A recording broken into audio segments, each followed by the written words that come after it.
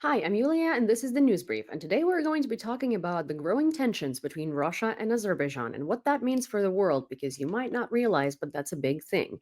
And of course, we're going to be discussing it together in the comments, so you don't have to suffer alone, and I don't have to suffer alone. So please leave your questions, suggestions, thoughts, constructive criticism, anything you have on your mind in the comments down below, because I read all of it and I really do appreciate all of it. Let's go.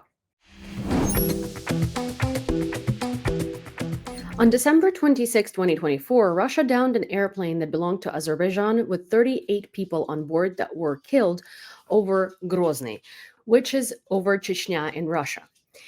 Ever since then, and ever since 38 people were killed, Russian and Azerbaijani tensions have started growing exponentially. But things have kind of calmed down, and it was just between their relations that were like not really good. Russia and Azerbaijan have always had pretty good relations because Russia was kind of like a mediator of the conflict between Azerbaijan and Armenia, mostly supporting Azerbaijan because Azerbaijan is financially stable and a place that can offer Russia something, while Armenia just needs help. And we saw what happened with Russia dropping Armenia when the Nagorno-Karabakh conflict escalated. But that's a topic for a different day. Roughly what ended up happening is Russia did not close its airspace during Ukraine drone strikes on Russian military infrastructure, and they still allowed civilian passenger airplanes to come through because I mean, why care about safety, right? So during a drone attack, there was an Azerbaijani plane that Russia shot down instead of drones and then tried to direct to Kazakhstan, probably hoping that it would land somewhere in the Caspian Sea and disappeared. But it didn't. So Azerbaijan conducted an investigation and found that Russia did, in fact, shoot down its plane. There was a lot of tension. Russia did try to cover it up. Russia tried to make it sound like they didn't do anything. They were trying to take their fault off of themselves. So, anyways, that was the first big rift. Then, within the last 24 hours, a lot of things have happened. In an arrest gone wrong, I suppose, two Azerbaijani born men with Russian passports died in Russian police custody. Russia says that there was a raid linking 50 people to murders from early 2000s and that these two were part of the people who were linked to these murders, and they're in fact Russian citizens and they were just Azerbaijani born. So that, however, these two Azerbaijani men dying in Russian police custody deepened the rift. Azerbaijan canceled all Russia-related concerts, exhibits, cultural events, you name it. Then, within the last 19 hours, the Azerbaijani police raided Russian state media outlet in Azerbaijan. They raided Sputnik, and their foreign ministry came out and said that Sputnik has continued to operate using illegal money transfers and illegal costs and illegal funding. Which, duh, but I mean, like, they did close their eyes on it for a while. So you might be thinking, Yulia, we're talking about Ukraine here. Why are you talking about Azerbaijan Russia tensions? Well, because stick with it and you'll understand it does play a huge role here. Azerbaijan is very much linked to Turkey, and both in Turkey and Azerbaijan, the sentiment is that they're one nation, two different countries. They have always been very tight.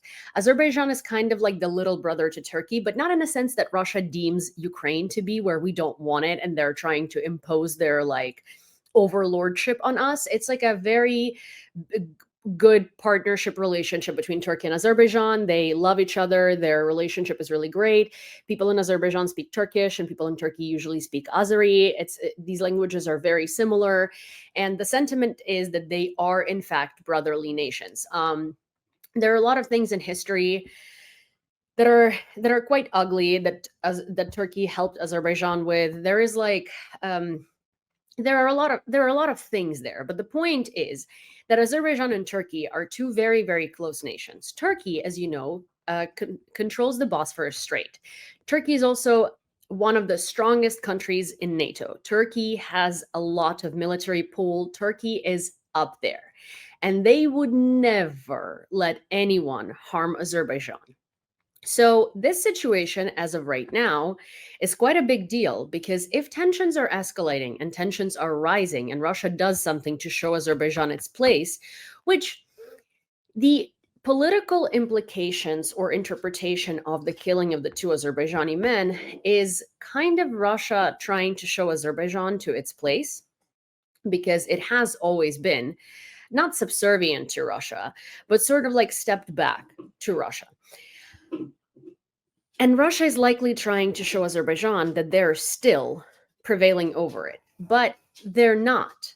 Not on paper and not in reality, because there's Turkey backing Azerbaijan. And there is zero reasoning for Azerbaijan at this point to have any sort of relationship with Russia. The reason why their relationship was important to Azerbaijan is because the Azerbaijan is kind of like the United Arab Emirates of that part of the world. They have a lot of gas and oil.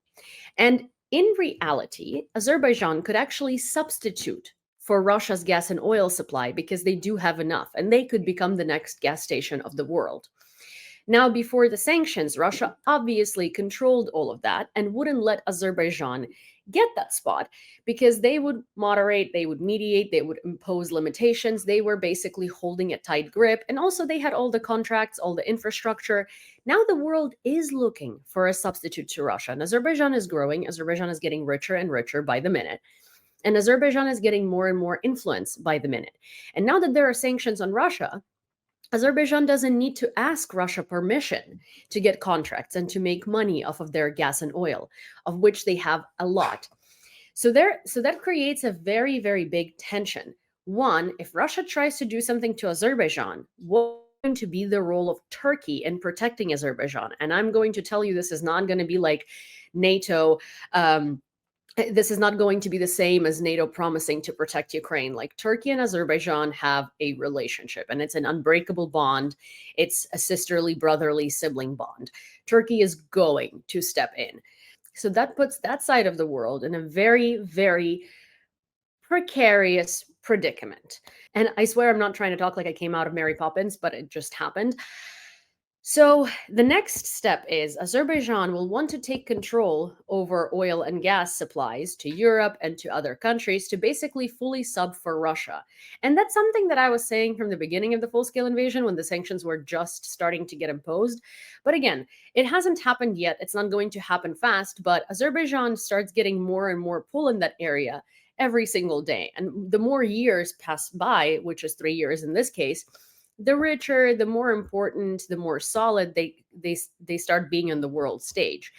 So this conflict and this rift between Russia and Azerbaijan pulling further and further away from Russia, does signify a potential start of a very big conflict between Russia, Azerbaijan, and Turkey.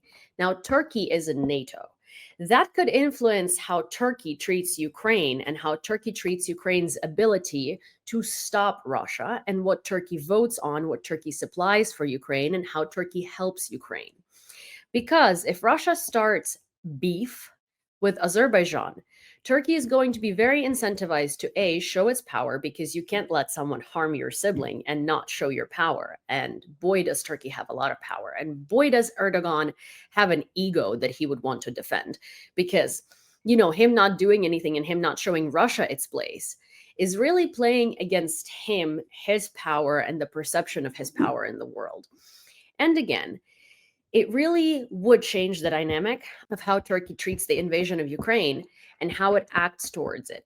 Erdogan does have a lot of pull, and arguably more pull on Trump and the United States than Germany, France, and other countries combined, simply because, well, of a very, very lucky geographical location and how many NATO bases, NATO equipment they have, and the Bosphorus Strait. The Bosphorus Strait is the key to a lot of things. So this has a potential, and I'm not saying that this is going to grow into something. They might just leave the question open. They might just continue having a relationship rift. As long as Russia doesn't do something drastic that pisses off Azerbaijan, nothing is really going to happen. But it does create potential for a massive conflict and for a massive shift of the order and of the relationship and of the events surrounding this conflict. Now, I will say that given the language that Russia's foreign ministry and Russian officials are using to talk about the situation, the potential for this conflict is in fact immense, because a lot of Russian journalists were detained. And Russia came out with a statement saying that in connection with the unfriendly actions of Baku and the illegal detention of Russian journalists, And then there is a larger statement to that. But I want to focus your attention on the unfriendly actions. This is what Russia calls their enemies. Unfriendly nations, unfriendly actions, anything they don't like, they consider unfriendly. Obviously, when they break the law, it's okay. But if someone else does it, it's unfriendly to Russia. They have a list of unfriendly to Russia nations, and those nations are the nations that help Ukraine. So there is a larger meaning there is a larger meaning to this, like, seemingly very simple phrase. Unfriendly action and illegal detention of Russian journalists in Azerbaijan. This language being used does signal to me that this problem is not going to be de-escalated and it's not going to be left open. It's going to be escalating in the next couple of days. And as I said before, the relationship between Azerbaijan and Russia was never that of a friendship. It was always that of a convenience because their relationship was based on neutralizing threats together. Like, for instance, the threat or a problem for Azerbaijan was Armenia, and Russia could curb it for Azerbaijan without Azerbaijan having to do a lot.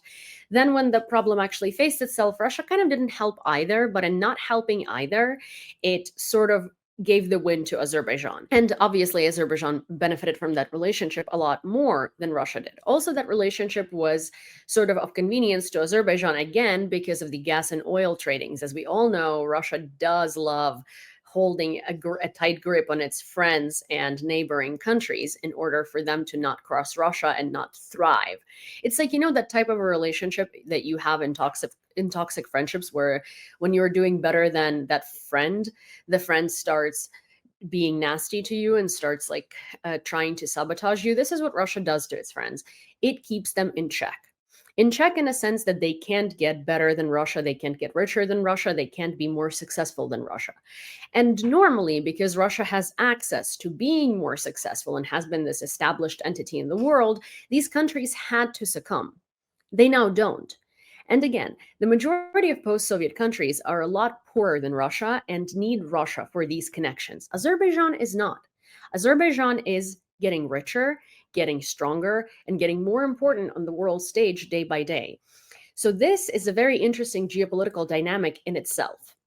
And I just wanted to let you guys know, and I wanted to give you some food for thought, and I wanted to give you some background on why this is a very interesting dynamic that's shaping up and why we need to watch it. Obviously, there is very little information right now because tensions are just rising, but this is the next big thing that I would watch in geopolitics. And that's all I have for you for today. If you enjoyed this episode and would like to see more episodes like it, please don't forget to subscribe to this channel, turn on all of your notifications, send this video to a friend, like it, and of course, leave me your thoughts, suggestions, questions, and did you actually enjoy it? Did you learn something new? Did you know about this dynamic? And if you didn't, give me some questions. I'll answer them in the next one. See you later.